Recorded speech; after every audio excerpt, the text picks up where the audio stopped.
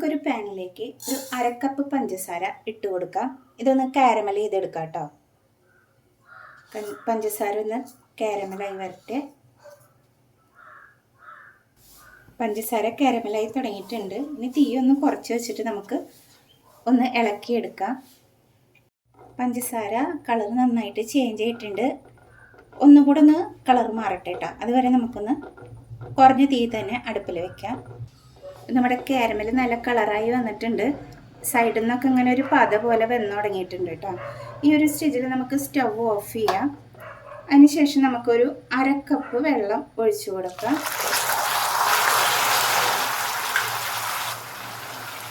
എന്നിട്ടൊന്ന് നമുക്ക് തിളപ്പിച്ചെടുക്കാം.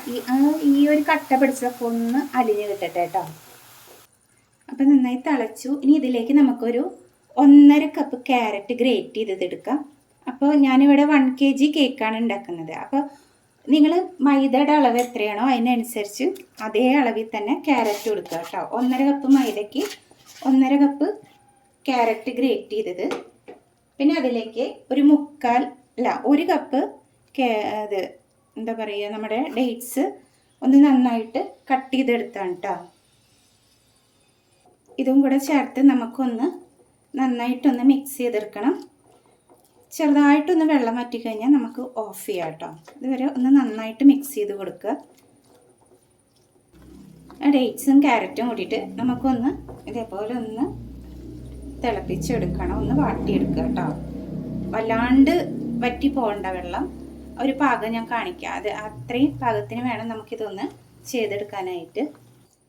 അപ്പോൾ വെള്ളം ഒന്ന് ഇതേപോലെ ഒന്ന് വറ്റി വന്നിട്ടുണ്ട്. അപ്പോൾ ഒരുപാട് വറ്റിക്കരുത്, ഇതേപോലെ ഒന്ന് ബാക്കി കിടക്കണം കേട്ടോ. അല്ലെങ്കിൽ അതൊന്ന് തണുത്ത് കഴിഞ്ഞ് ഭയങ്കരമായിട്ട് കട്ട് ചെയ്ത് പോകും. ഇനി നമുക്ക് സ്റ്റവ് ഓഫ് ചെയ്യാം. ഇനി നമുക്കൊരു ബൗളിലേക്ക് ഒരു അരിപ്പ വെച്ച് കൊടുക്കാം. ഇതിലേക്ക് 1.5 കപ്പ് മൈദ നമുക്ക് ഇട്ട് കൊടുക്കാം. അതിലേക്ക് 1.5 ടീസ്പൂൺ ബേക്കിംഗ് പൗഡർ, ഒരു 1/4 ടീസ്പൂൺ ബേക്കിംഗ് സോഡ, ഒരു നുള്ള് ഉപ്പ്, ഇത്ര ഇട്ട് കൊടുത്തിട്ട് നന്നായിട്ടൊന്ന് അരിച്ചെടുക്കണം. നന്നായി അരിച്ചെടുത്തിട്ടുണ്ട്. ഇനി നമുക്കിതൊന്ന് ഇതുപോലെ മിക്സ് ചെയ്ത് കൊടുക്കാം. ഞാനൊരു 3 കോഴിമുട്ട ഒരു ബൗളിലേക്ക് പൊട്ടിച്ച് വെച്ചിട്ടുണ്ട്. ഇതിലേക്ക് ഒരു 1.5 ടീസ്പൂൺ വാനില എസൻസ് ഒഴിച്ചു കൊടുക്കാം. ആദ്യം നമുക്കിതൊന്ന് ബീറ്റ് ചെയ്തെടുക്കാം. ഇനി ഇതിലേക്ക് ഞാനൊരു 1/2 കപ്പ് പഞ്ചസാര എടുത്തിട്ട് നന്നായിട്ട് പൊടിച്ചെടുത്തതാണ് കേട്ടോ. അത് ഞാൻ ഒന്നിച്ച് ചേർക്കുകയാണേ. നമുക്കിതൊന്ന് ബീറ്റ് ചെയ്തെടുക്കണം. അതിന് മുന്നേയായിട്ട് ഒന്ന് മിക്സ് ചെയ്ത് കൊടുത്തു കഴിഞ്ഞാൽ പൊടി ആയിട്ട് പറന്നു പോകില്ല കേട്ടോ. നമ്മളിത് ഇങ്ങനെ ബീറ്റ് ചെയ്യുന്ന സമയത്ത് പറക്കില്ല. ഇനി ഒന്ന് ബീറ്റ് ചെയ്യാം. നന്നായിട്ട് ഫ്ലഫി ആക്കി എടുക്കണേ. അപ്പോൾ നമ്മുടെ കോഴിമുട്ടയും പഞ്ചസാരയും കൂടി നന്നായി പതഞ്ഞ് വന്നിട്ടുണ്ട്. ഇതിലേക്ക് നമുക്കൊരു 1/4 കപ്പ് സൺഫ്ലവർ ഓയിൽ ഒഴിച്ചു കൊടുക്കാം. ഇനി നമുക്കിത് ജസ്റ്റ് ഒന്ന് ബീറ്റ് ചെയ്തെടുക്കാം. ഇതിലേക്ക് നമുക്കൊരു 1/2 ടീസ്പൂണ് പട്ട പൊടിച്ചത് ചേർത്ത് കൊടുക്കാം.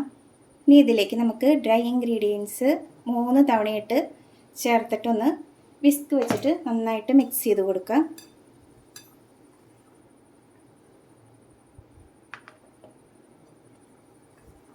ഇനി ഇതിലേക്ക് നമ്മൾ നേരത്തെ തണുക്കാനായിട്ട് മാറ്റി വെച്ചിട്ടുള്ള ക്യാരറ്റ് ഡേറ്റ്സിൻ്റെ നമുക്കിതിലേക്ക് ഇട്ട് കൊടുക്കാം.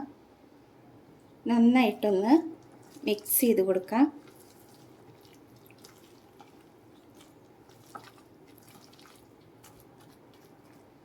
നമുക്കിത് സ്പാച്ചുല വെച്ചിട്ട് നന്നായിട്ടൊന്ന് മിക്സ് ചെയ്തെടുക്കാം.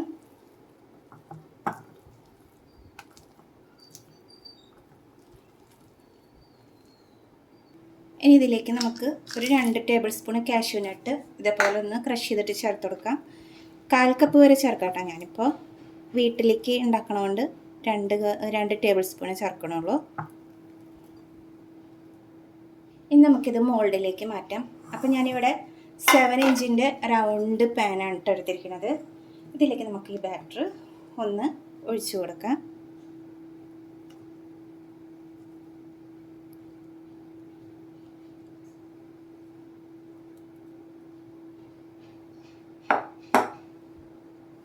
ബാറ്ററി എല്ലാം ഇതുപോലെ ഒന്ന് ഒഴിച്ച് കൊടുത്തിട്ടുണ്ട്. നമുക്ക് നന്നായിട്ടൊന്ന് ടാപ്പ് ചെയ്തെടുക്കാം.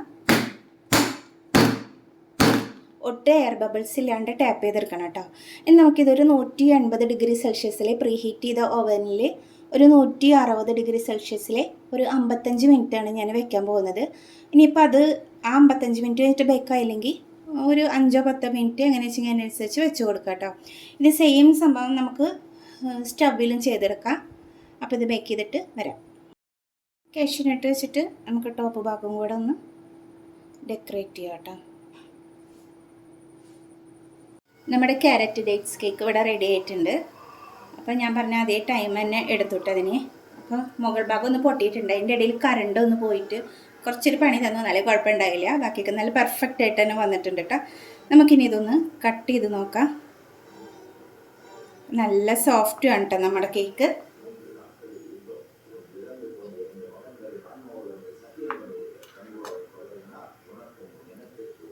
കണ്ടോ, നമ്മുടെ കേക്ക് നല്ല സോഫ്റ്റാണ്, നല്ല ടേസ്റ്റിയാണ്. അപ്പോൾ എല്ലാവരും ട്രൈ ചെയ്ത് നോക്കാം. ഇന്നിപ്പോൾ കേക്ക് ഉണ്ടാക്കി കഴിഞ്ഞാൽ നാളെ മാത്രമേ കഴിച്ച് നോക്കാൻ പാടുള്ളൂ കേട്ടോ, എന്നാലും അതിൻ്റെ ഒരു ടേസ്റ്റ് നമുക്ക് കിട്ടുള്ളൂ. അപ്പോൾ എല്ലാവരും ട്രൈ ചെയ്തിട്ട് അഭിപ്രായം പറയുക. എൻ്റെ ചാനൽ ഇതുവരെ സബ്സ്ക്രൈബ് ചെയ്യാത്തവർ ചെയ്യുക. അതുപോലെ തൊട്ടടുത്ത് കാണുന്ന ബെല്ലൈക്കൺ കൂടെ ക്ലിക്ക് ചെയ്ത് കഴിഞ്ഞാൽ ഞാനിടുന്ന പുതിയ വീഡിയോസൊക്കെ നിങ്ങൾക്ക് കിട്ടും കേട്ടോ.